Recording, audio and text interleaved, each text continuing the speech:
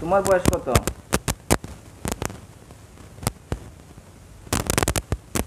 তোমার বয়স কত? যে ধরছে হ্যাঁ হ্যাঁ, যে ধরছে তোমার বয়স কত? ছায়াটা অনেক নাম তো অনেক বয়স কত?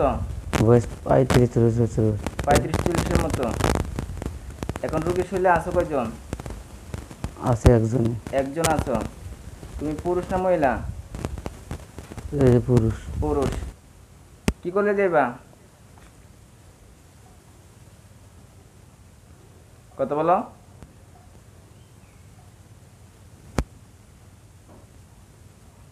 কি করলে যাইবা এই বাড়িটাকে ছেড়ে?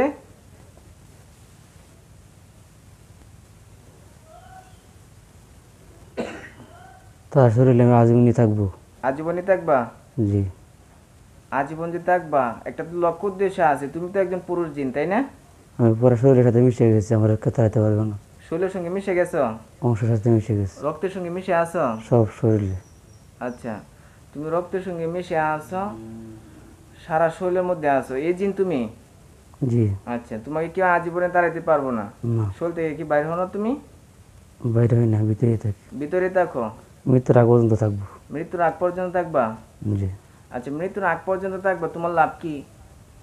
আমার কোনো লাভ নেই। তা লাভ নেই তাহলে এই বাড়িটাকে কেন মৃত্যুর আগ পর্যন্ত তুমি এরকম ভাবে কষ্ট দিবা? আমি এই শরীরের সাথে মিশে গেছি, আমি আর বাড়ি যেতে পারবো না। আমি তোমাকে বাইর করে দিই? দেন। যদি আমি তোমাকে বাইর করে দিই তাহলে তুমি পরবর্তী সময় আর ক্ষতি করবা? না। শিওর বলছো? শিওর। তাহলে আমি তোমাকে এই বাড়িটার শুরু থেকে আমি বাইর করে, তুমি এই বাড়িটাকে কেউ ক্ষতি করেছে, ক্ষতি করে কি পাঠাইছে না তুমি নিজ থেকেই? আমি শুরু করতে টার্গেট ছিল আমার।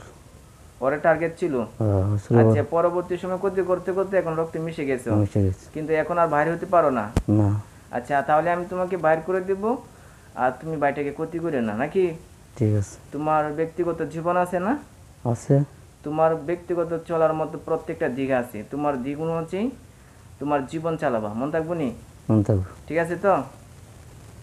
তা আমার লগে আবার মিথ্যা বলতেছো নাকি? আমি যদি বাইর করে দিই পরবর্তী সময় তুমি কি আবার ক্ষতি করবা? না। সত্যি বলতেছ? সত্যি। হ্যাঁ, সত্যি বলতে। তুমি হিন্দু না মুসলিম? মুসলিম। মুসলিম। তোমার বয়স কত বলছিলা? 35। 35। আচ্ছা, তাহলে তুমি আমাকে বিভ্রান্ত করবা আবার? না। তুমি তো রোগীর শরীর থেকে তাহলে আজীবনের জন্য যাইবা? যাব। ঠিক আছে তো ইনশাল্লাহ? ইনশাল্লাহ। বলে ইনশাল্লাহ। ইনশাল্লাহ। আমি তোমার লাগে খারাপ ব্যবহার করেছি? জি না। আমি তোমাকে কোনো শাস্তি দিয়েছি? জি না। কিছু করেছি? না। কিছু করি নাই। তাহলে এখন আমি তোমাকে যেটা বলবো, যে এই বাড়িটাকে কোনোদিন আর তুমি ক্ষতি করো না, হ্যাঁ? ঠিক আছে। ঠিক আছে তো? আমি রোগীর শোল থেকে তোমাকে বাইর করে দিচ্ছি।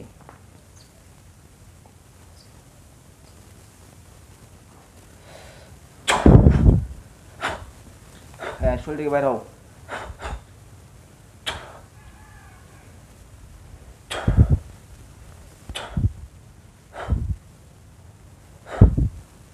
তাকান। নাম কি? লিটন। হ্যাঁ, লিটন। এতক্ষণ কি হয়েছে বলতে পারেন? জি না। বলতে পারেন? বলতে পারেন না। চোখ বন্ধ করেন। চোখের সামনে একটু দেখা দিও। কজনকে দেখা যায়? একজনই। একজন দেখা যায়। বলেন, তুমি আমার ভাই। তুমি আমার ভাই। আজকে থেকে যতদিন পর্যন্ত আজকে থেকে ততদিন পর্যন্ত আল্লাহর জমিনে তুমি বেঁচে আছো আল্লাহ জমিনে তুমি বেঁচে আছো এবং আমি বেঁচে আছি, আমি বেঁচে আছি, কোনোদিন আমাকে ক্ষতি করিও না, কোনো ক্ষতি করিও না, কোনোদিন আমাকে কোনো রকম ভাবে আঘাত করিও না। আঘাত করিও না। তোমার জন্য দোয়া করি। তোমার জন্য দোয়া করি। আমার জন্য দোয়া করবা। আমার জন্য দোয়া করবো। আসসালামু আলাইকুম। আসসালামু আলাইকুম। এই তুমি হাতগুলো একটু পাতো। সে হাত পাত, তুমি না, ও জিনটা পাতবে। হাতগুলো উঁচু করেছে, দেখছেন? দেখছি। আমি তোমাকে একটা খাবার দিচ্ছি, খাবারটা কি ছিঁড়ে যাইবা। হাতে ও খাবার পাইছে, খাইতেছে, দেখতেছেন? জি। খাবারটা খেয়ে তুমি চলে যাও, তোমার ঠিকানাই। আর তোমার জন্য দোয়া করি। আর কোনো দিন যাতে আমিও না শুনি ভাইটা আমার কাছে আইছে যে তুমি ক্ষতি করেছো। ঠিক আছে, তুমি চলে যাও।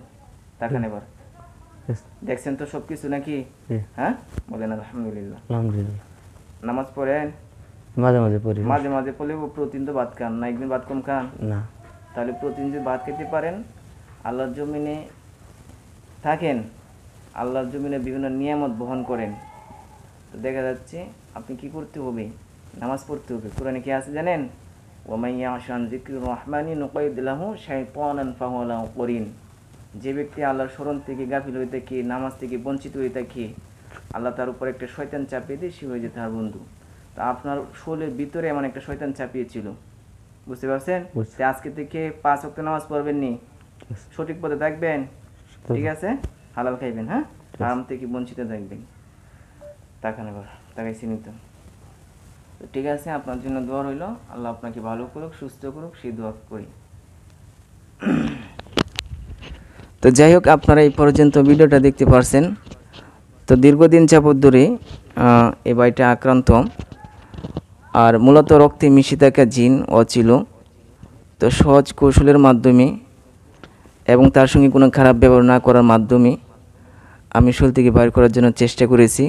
তো সকলে দোয়া করবেন এই ভাইটার জন্য এবং ওই জিনটার জন্য, যাতে একটা সময় না ক্ষতি করে এবং এই ভাইটাও যাতে কোনো সময় আক্রান্ত না হয়। আসসালামু আলাইকুম ওয়া রাহমাতুল্লাহি ওয়া বারাকাতুহু।